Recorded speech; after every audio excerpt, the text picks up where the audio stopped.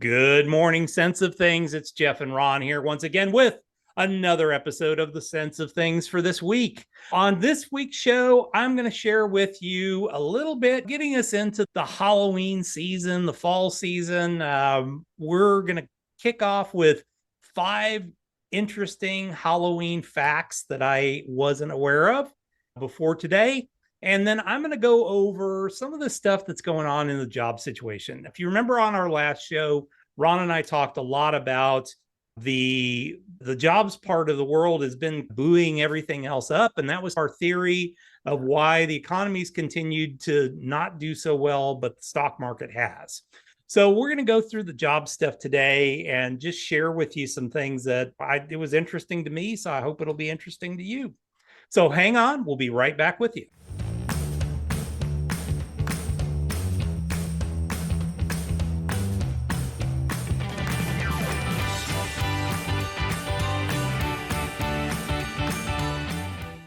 Jobs week and the start of the fourth quarter. So I guess it's good.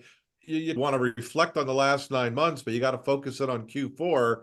And by the time we reflect on it, it'll be New Year's already. Oh, I know. And that's the way this year's been. And it's going to be an interesting Q4 because the day of the beginning of Q4, we kicked off with a massive port strike on the East Coast. It's just going to be a fun and interesting one going into. And by the way, there's a toilet paper shortage.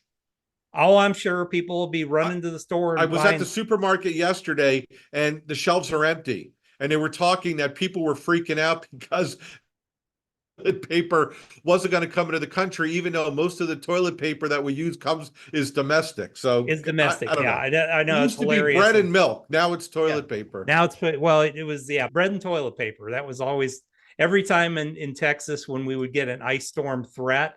Everybody would run to the store and buy bread and toilet paper, which I still don't understand at all. Let's kick us off today with a few fun facts about the Halloween season. One of my favorite seasons of the year. Fall and Halloween are definitely my favorites.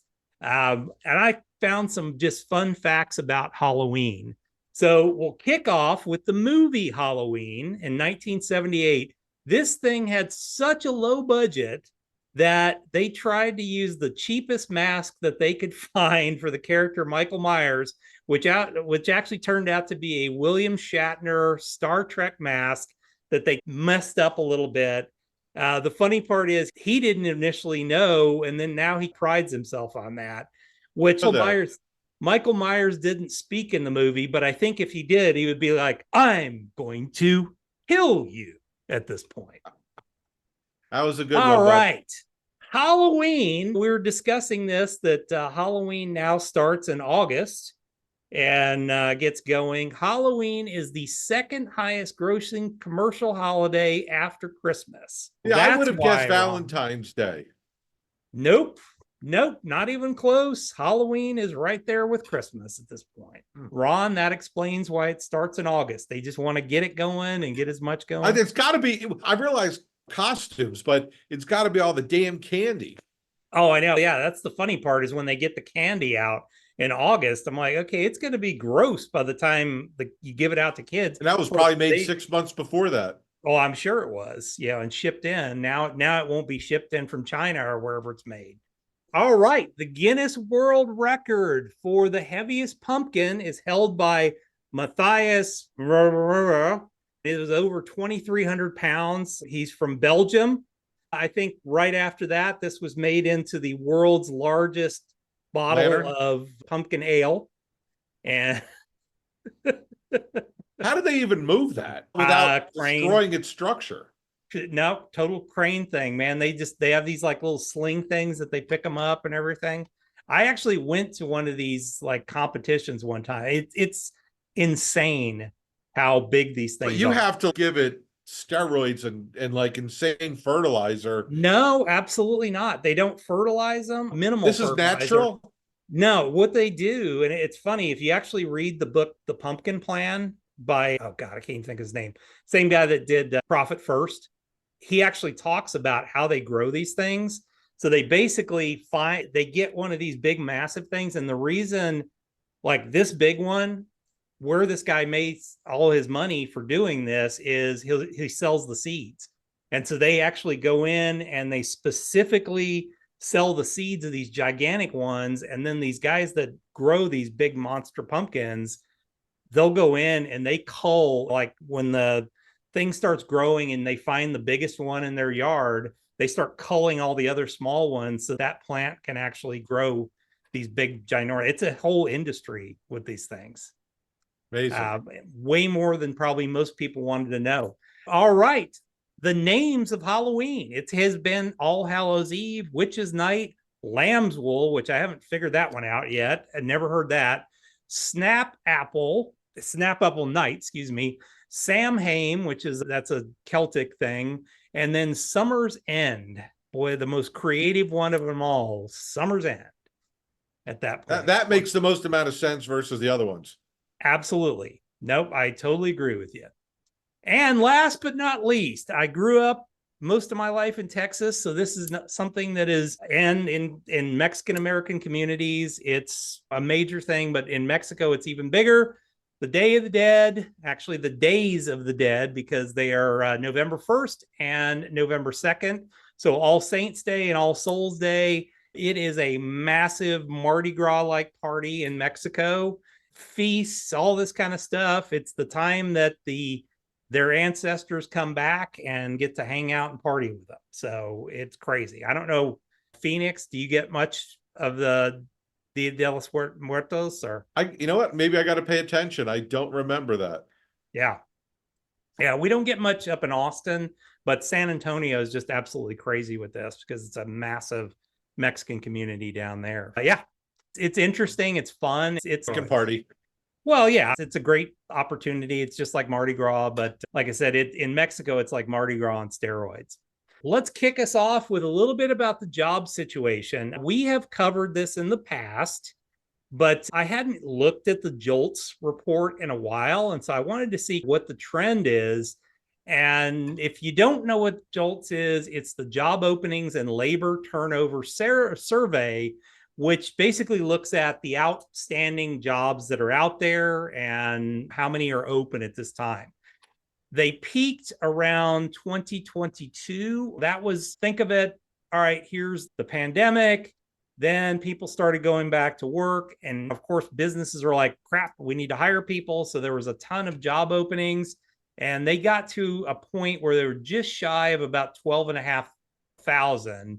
And since that point, they've been on a precipitous run backwards, which I think is normal because you're absorbing all these people back into the workforce that were laid off and were stepping out of the workforce and all that. But I think the interesting thing is this thing keeps going down. And if you look at the long-term trend, it's broken that long-term downtrend at this point. We had been on a nice, steady upward trend of new jobs being created, and we've broken to the downside on this, and it doesn't look to be changing anytime soon. So that tells me that there's less and less jobs. So the people that were quitting because I don't like the way my boss looked at me today, that's not happening as much anymore because a lot of jobs are just going away that had been out there. And if you notice in 2018 and 19, we had a 210 inversion in August of 19, and you could see the market was slowing down then too, as far as the job market and the overall economy. Yeah. And then COVID obviously plunged us in, but once again, it's just this is, I think, the last shoe to drop. Non-farm payroll change. So this is another one that if you look at the 2024 trend, it is not a good sign. And remember that this period of time from about April back for a year, this was all revised massively by the government by 800,000 jobs spread over that 1 year period back from March. Yeah. So what I would say is I don't really trust the government's numbers to begin with. They've not shown that they can be trusted. Once again, it's either nefarious or they're completely inept, which neither scenario is a good thing for our world. When you're looking at this, the trend ain't good here, and who knows what these things are going to be revised to in 6 to 8 months down the road. We may be seeing it even worse than it is. But what it is not real great at this point. No, not at all. The trend is bad.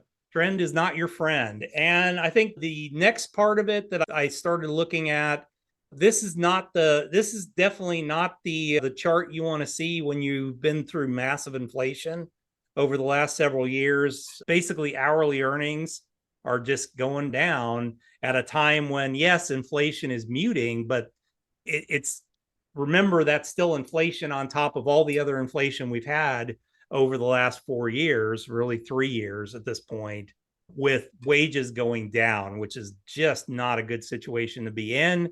I think it's why you're seeing so many of these strikes going on. It's typical labor negotiations go on behind the scenes. Yes, there's always the threat of strikes and things like that, but we are seeing some massive strikes. Ron and I were talking about this, and I mentioned that Boeing machinists are still on strike. And he said the same thing I was thinking earlier. Yeah. Is that even going on? Because I haven't even heard it mentioned. It's been going on since August. But obviously it's not affecting their production, or else the stock would have, I don't know. Yeah, no, it is affecting their production. It's affecting them pretty massively because they can't deliver. They were planning on delivering like, I think 55 more planes before the end of the year. And those are sitting in various stages of being put together. Boeing's furloughed a ton of employees outside of the machinist side of things. But I think the trickle down effect, and we'll talk about it in a minute, the trickle down effect's even worse when it comes to the other companies that are in that supply chain for Boeing. The biggest one, of course, like I led on earlier, we've got the International Longshoremen's Association on the East Coast that is on strike currently, has been for now 3 days. And the Gulf too. And the Gulf, yeah. So basically from Maine through to Texas down in Houston, all of them are on strike right now. So nothing is coming or going from those ports. It is going to have some effect. A lot of the bigger companies had the ability to reroute where they were receiving things from, or they've been building up. So that's a lot of these places have built up inventory in anticipation of this because they were expecting it. But it doesn't seem like, just listening to the dock workers especially, it does not seem like they are willing to budge at the very slightest at this point. I find there was 3 interesting things with it. Number one, that first of all, the union leader is a character. Oh yeah. I don't know if you've seen him talk. Yep. He talks about the poorness and they're not getting paid. Number one, he wants an 88%, something like that, an 88% wage hike over the next 5 years. He flies in private planes. Yep. Has a Rolex. He lives in a mansion. I've heard he's got like crazy sports cars. Not only that, but I heard every day that they're not working, it's costing the economy $5 billion. Yes. Something like that. Like I said, these guys, the average wage is like what, $49 or $59 an hour or something like that. They say that there are some managers that are making $300,000-$400,000 a year. And many of them have come out and said, we deserve, I'm not saying maybe they should get more or not, but come on, stop playing like you can't put food on their table. That's exactly correct. And I think the other side of the coin is when you look at the efficiency of the ports and things like that, which I've got a slide here in a minute, the efficiency of the ports, the 2 worst ports in the entire world are Long Beach and LA. Right. The most inefficient. They were on strike a couple of years ago. Yeah, and they were on strike a couple of years ago, and they all want to fight this automation because they're going to lose jobs and all that. And if you look at ports like Antwerp and things like that, the pay has gone up and they haven't lost any jobs as a result of the automation. But they think that the world is going to end, and maybe it will. I really don't know. I don't care. But but automation is also safer. Yes. And actually, I thought the last thing is from that union head. He actually said, look, if they don't meet our demands, we will cripple the United States. Yep. How do you say something like that? When I've heard multiple of the, you don't care about us, so we don't care about you. Okay, you're not really winning a lot of friends and influencing people at this point. Interesting, AP did some research and on what is going to be affected most by this, and it was actually pretty interesting. There's not a whole lot of industries. You've heard the bantering about, oh, toys and all that stuff. 90% of that stuff comes out of China, and that's going into the West Coast port. So it doesn't really have that much to do on the East Coast side. So the East Coast side, the things that are going to be affected most are footlocker or footwear is going to be probably affected the most because there's a lot of that comes out of Europe and even some parts of Africa. And what they were saying was auto parts are going to be a massive part of it because a lot of that's produced in Europe, and that's going to whack a lot of this. And of course, they just, even coming out of China, they'll go into the East Coast ports just to keep that distributed evenly. So and that's what they're saying. Depending on how long this goes, it'll create inflation because of the lack of supply.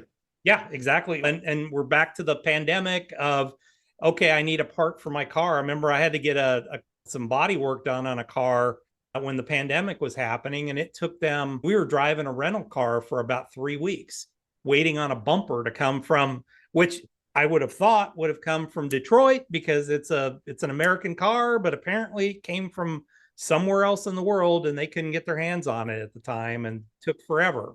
Last but not least, this is just one of the companies that supplies Boeing. And a vast majority of those, once again, this has gone below the radar. Nobody's talking about it, but there are companies literally 100% shut down because they're in the supply chain for Boeing. So what's happening with those guys affects a lot more bodies downstream from there. And these folks aren't protected by a union at that point that's paying for them out of a strike fund. They're just literally on unemployment at this point, which royally sucks for them. And going into the end of the year, unless this thing gets fixed, these guys are going to be hurting pretty bad, and they probably already are. Yeah, what is not affected? The funny part is I've heard so much about, oh my God, this is happening during the harvest season and how this is going to affect. First off, we don't export a lot of crap out of this country to begin with, but some of the biggest things we export are bulk grain. None of that goes through the ports that are affected. Most of the other stuff, this goes through bulk grain shippers. A lot of times those are employed by the companies that do a lot of this stuff. So they're employees of and not necessarily members, and they're not members of the ILS, the whatever it is, IL, whatever. So they're not members of it. So a lot of the bulk grains are not going to be affected at all. The only thing that's container shipped is soybeans largely, which is another major export for us. And those are going to be sitting around for a while. And so last but not least, I wanted to share with you the most efficient ports in the world. And if you'll notice, there's not a dang one of these that are United States ports. Ours are all in the bottom 25% of the world. China, amazingly, in the Middle East, their ports are efficient as hell because they've put a lot of money into automation to make them that way. And of course, China, Japan, all those places that honestly, some of these are not huge. Cartagena is a big city, but it's not a massive port. But Yokohama is a big son of a gun. And think about all the corruption and whatever, and it's still efficient. Yeah. The funny thing is, like Cartagena, it used to be, when I was down there in the military in the 80s, yeah, it was a lot of corruption. It's really not so much anymore. There's still some corruption, but it's a pretty efficiently run country right now. It's actually a pretty cool place to go. You don't have to worry about people killing you anymore like you used to have to worry about. But yeah, you start looking at that, and it's Middle East, China, and north, or the northern part of South America, that are the top players in this, and Yokohama, Japan. So maybe we could learn a little bit from these guys, but I don't, from what I'm hearing, I don't think, as long as the union leader's involved. Yeah, I was going to say, I don't think as long as those guys are involved in this, they are just not willing to budge at all. They want everything and they want to give nothing. So you're either going to have to give in on one or the other, but I think they see themselves as, well, We control everything in this negotiation, and one-sided negotiations never work in your favor.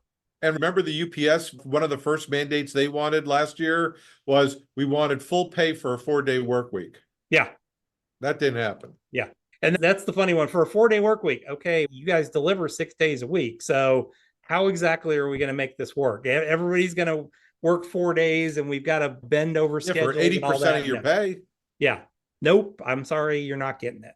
So it's interesting to me. I believe in unions. I believe there's a place for them, but it just seems like they get greedier and greedier. And it's okay. The auto workers got a 40% pay raise, so we want to double that amount. And you're remember, already they have no risk.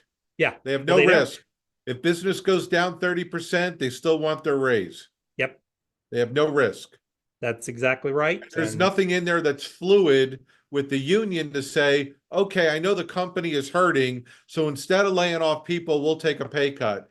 Yeah. Never happened. Nope, not going to happen. And they're not going to let them lay people off either. That's the funny part, is that I remember doing some work when I was with Fidelity. I worked with the auto plant up in Oklahoma City, and they had shut the auto plant down in, I want to say 2001, 2002, somewhere in there.